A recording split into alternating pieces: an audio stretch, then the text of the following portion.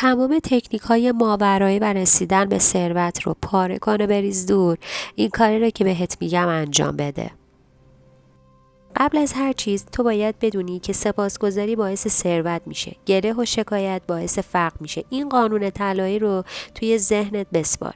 هر چقدر برای شغل و میزان درآمدی که دارید سپاسگزار بیشتری باشین، حتی اگر میزان درآمدتون هم کم باشه، زودتر به ثروت میرسین. این تکنیکی رو که میخوام بهت یاد بدم، صبح که از خواب بیدار میشی فقط 10 ثانیه انجامش بده. اصلا وقتتو نمیگیره. فقط کافیه 10 ثانیه واسش وقت بذاری. اون وقت معجزه‌شو میبینی.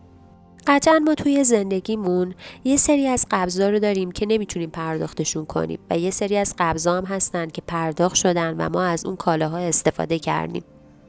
اولین کاری که میخوام انجام بدی، همه قبضای پرداخت نشده رو بردار و از قدرت جادویی سپاسگزاری میخوام استفاده کنی.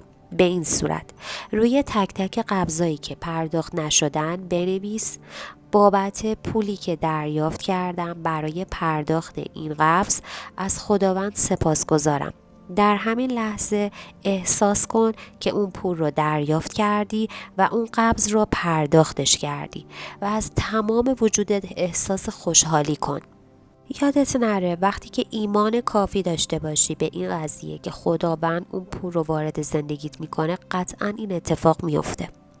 و فراموش نکن اگر تمام وجودت رو لبریز از خوشحالی کردی و احساس کردی که در همین لحظه اون پول رو دریافتش کردی و تصویرسازی در ذهنت انجام دادی، قطعاً معجزه‌های خیلی خوبی رو در زندگیت میبینی.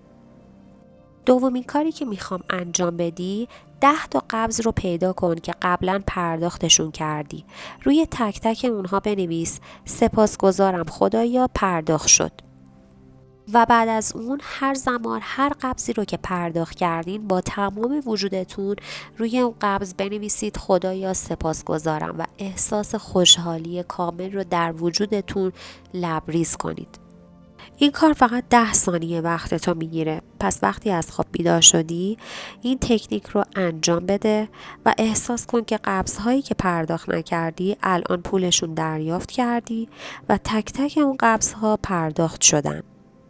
ممنون که تا اینجای فیلم با من همراه بودین. لایک و کامنت فراموش نکنید.